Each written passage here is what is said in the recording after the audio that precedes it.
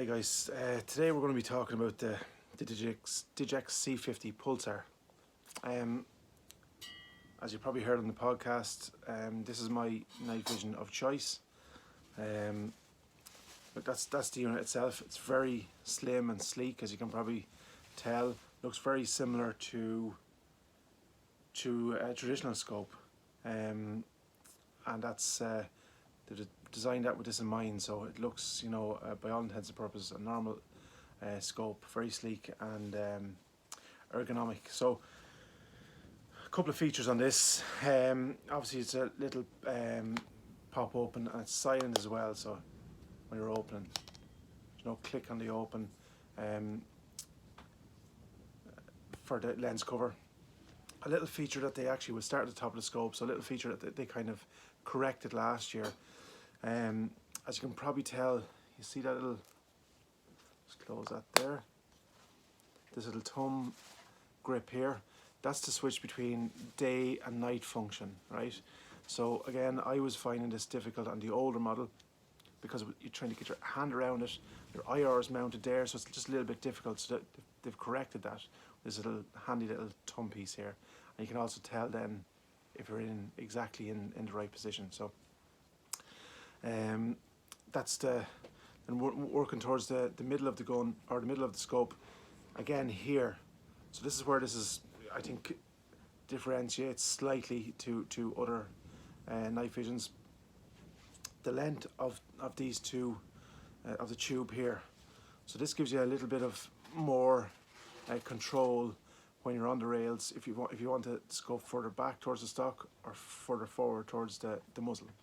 So you get a little bit more flexibility in the positioning of the scope on the gun.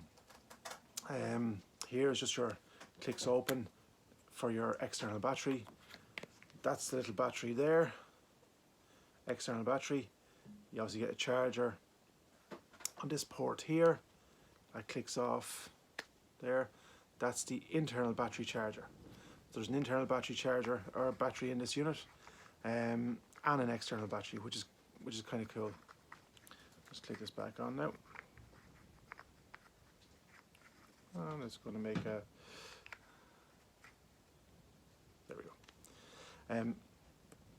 Yeah, so, and again, the internal battery is changeable, so you can send this back to Thomas Jack's. This little unit here opens and it slides in a new battery in there. So technically it's a replaceable battery, which is very, very good. When the unit's out of warranty, and the battery, which they only have a lifespan, that you're not thrown out of scope, you can just get a new battery. On the other side, this is the quick zoom. So when you press here on the plus, 3 little dials here, that'll zoom you in between 3.5 up to 14.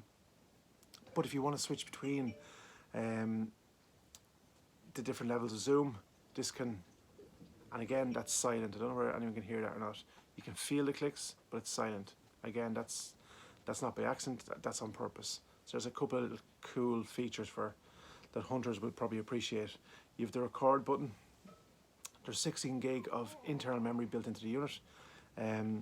You can take pictures or record video, and then you just download the Stream 2 app on the phone, and yeah, you're good to go. Power button, again, Pulsar kind of pride themselves on when it's in sleep mode, the very minute you press the button, bang, it's away. So yeah, that's and then double click on that will switch between color and black and white. What other functions is there? Yeah, this again, the rubberized eyepiece, again, not just any, it's actually magnetic. So you can see that's just hanging off there. So if it's getting caught and snagged in something, it won't fall off the gun. So really, really, really, really cool piece of design there. This again, with the non-IR model, which I have, you get your little weaver tail ring and mount for your IR. So again, you don't have to go out and buy that. I have an adjustable, tiltable IR mount. but yeah, that comes with the kit. What else is there about this? So I suppose it's the one shot zero is a really cool function. So again, you take your first shot. It's a picture in picture kind of function. When you're in the zero mode, basically you'll see where the original crosshair is. Another one will pop up, and you place that on where the shot has been placed, and then all you do is bring the two together. Press the enter button, it brings the two together, and now you're on zero. Obviously you'll have a reaffirming shot and so on, but that's a really good function. Again, when you're in magnification mode, you can have picture in picture. So if you're on your target, you can hold press that, it'll pop up a picture in picture, and you can see on this top screen close on where you're aiming on the animal. There's the difference again between this and most other scopes. It's probably one of the big selling points.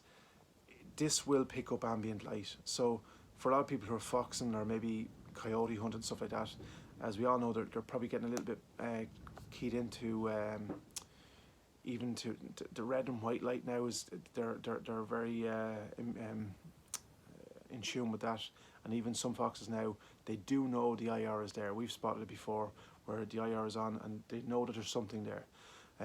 So if you're in ambient light like moonlight or a kind of a bright-ish night, it'll pick up ambient light, and you can see, and I'll throw up another video of a fox that I shot and when my IR went dead. And again at dusk in day mode, like, and it could be you mightn't have 20 yards, 15 yards of visibility by eye. This thing will pick up all the ambient light, and it'll be just like looking through a colour scope. It's not like looking through a traditional scope. This is a camera, so it's slightly different than your traditional scope. Just be aware of that. But in them conditions at dusk, it's unbelievably good at swallowing up that light and transmitting it back onto the picture that you're seeing. So as I said to you, I've often been out getting ready for foxes and coming towards dusk, and you'd look through a scope and you'd look up and you can't see, but you can see clearly through a scope, which is brilliant. The aftermarket sales obviously is probably one of the biggest selling points of this this unit. There's a lot of these units, older units, still on the go, well out of warranty, and for small money send them back to Thomas Jacks and they replace the bits and bobs. You can get your external batteries and all that kind of stuff very readily available. Things like the caps for the lens cover and stuff like that, again, all readily available. The weight of it, look, it's not as light as your traditional scope. It's about 120, 130 grams lighter than the average kind of scope, and it's sitting at 1.01 kilograms, so under 1100. I think it's 1050 grams. So yeah, look, it's for what you're getting. It's probably in around the same as most night vision scopes, but yeah, it is slightly heavier than your traditional scope. For those that you get 10 hours, up to 10 hours playtime between the two batteries. You get up to 550 meters of visibility through the scope with the IR at night time. The weight of as we've just spoken, and the pixels is 1024 by 768 pixels, and again there's 700 or 1600 gigabytes of internal memory. All right, so yeah, that's the Digex C50. It's my scope of choice, and hope that explains all you need to know about it. Thanks guys.